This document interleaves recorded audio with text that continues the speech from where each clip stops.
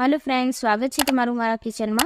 आज આપણે જોઈશું કે મલાઈની અંદરથી આપણે ઘી કેવી રીતના કાઢી શકીએ। તો ઘણા લોકોને આ ખૂબ અઘરું લાગતું હોય છે, પણ આજે હું તમારી સાથે એકદમ સરળ રીત શેર કરીશ, જેની મદદથી તમે ઇઝીલી ઘી કાઢી શકો છો। તો ચાલો વિડીયોની શરૂઆત કરીએ।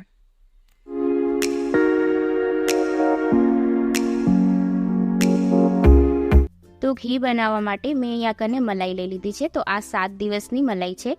એક વાસણની અંદર આપણે મલાઈને એકઠી કરતું રહેવાનું। તો આ 7 દિવસની મલાઈ લઈ લીધી છે મેં, અને એને મેં ફ્રીજમાંથી બહાર મૂકી દીધી છે।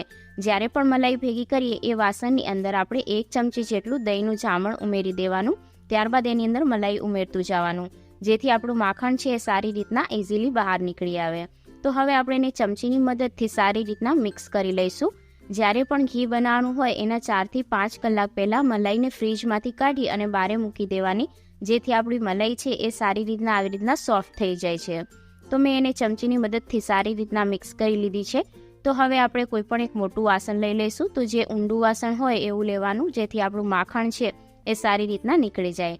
તો હવે આ મલાઈને આપણે આ તપેલીની અંદર સારી રીતના ઠલવી દઈશું। તો જે બધી જ મલાઈ છે એને આપણે આની અંદર ટ્રાન્સફર કરી દેવાની છે। મલાઈ જે 8 થી 9 દિવસની હોય એનું તમે ઘી બનાવો તો ઘી છે એકદમ ફ્રેશ બને છે। વધારે દિવસની મલાઈ છે એ ભેગી કરવાથી એની અંદર એક વાસ આવી જતી હોય છે। તો 8 થી 10 દિવસની મલાઈનું તમે ઘી કરશો તો એકદમ ફ્રેશ બનશે। તો હવે મેં અહીંયા કને એક બ્લેન્ડર લઈ લીધું છે। બ્લેન્ડરની હેલ્પથી આપણે માખણ કાઢીશું।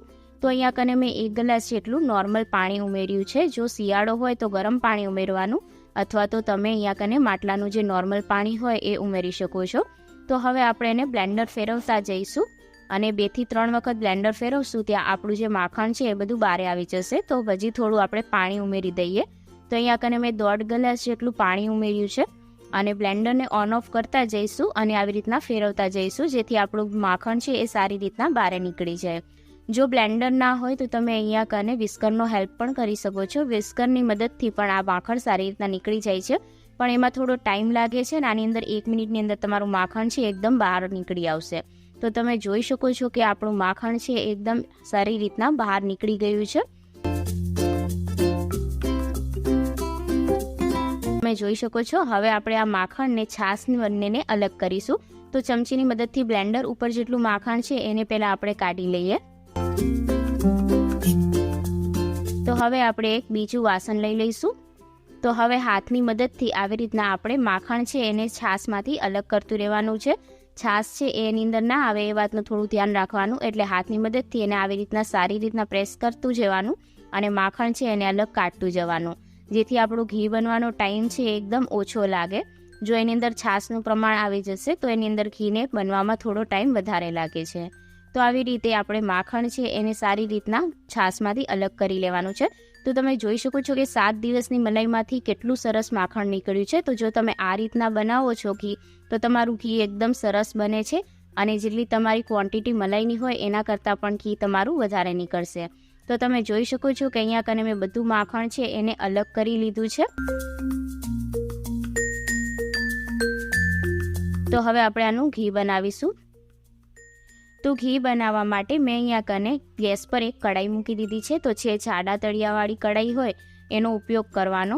તો હવે આમ જે માખણ છે એને આપણે કઢાઈની અંદર ટ્રાન્સફર કરી દેવાનું છે। તો અહીંયા કને મેં ગેસને ચાલુ કરી દીધો છે, અને ગેસની આંચ આપણે મીડિયમ ટુ લો રાખીશું। જો એકદમ ગેસની આંચ ફાસ્ટ હશે તો જે આપણું ઘી છે એ ઉભરાઈ જશે, અને ઉપરથી ઘીનો વેસ્ટેજ થશે। તો એકદમ ધીમો ગેસ રાખી અને ઘીને આપણે પાકવા દઈશું।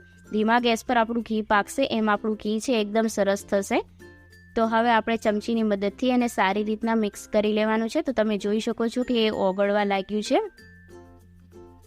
ઘીને પાકતા 10 થી 12 મિનિટ જેટલો ટાઈમ લાગે છે લો ટુ મીડિયમ ગેસ પર।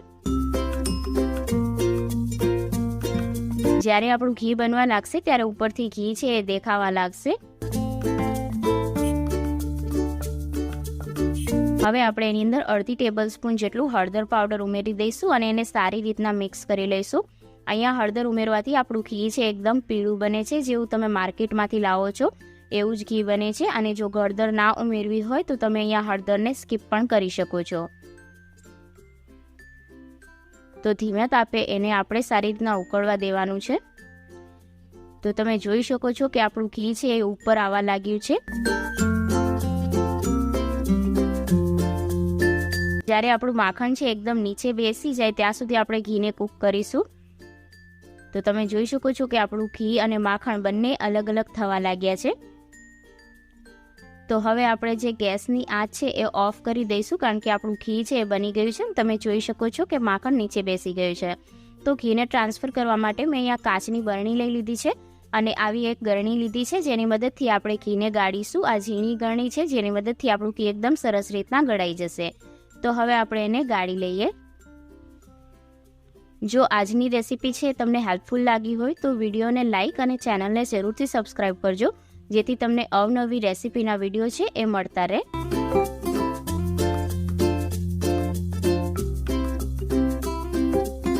તો આને આપણે સારી રીતના ગાળી લેવાનું છે. તો તમે જોઈ શકો છો કે મેં અહીંયા કને ઘીને ગાળી લીધું છે. તો તમે જોઈ શકો છો કે આપણું ઘી છે એકદમ રેડી થઈ ગયું છે અને એકદમ માર્કેટમાંથી તમે લાવો એના કરતાં બેસ્ટ ઘી બને છે. આ રીતે જો ઘી ઘરે બનાવો તો એકદમ સરસ તમને ચોખ્ખું ઘી મળે છે. તો આ રેસીપી એકવાર જરૂરથી ટ્રાય કરજો. એકદમ સહેલી રીતે તમારું ઘી છે એ બનીને રેડી થઈ જશે.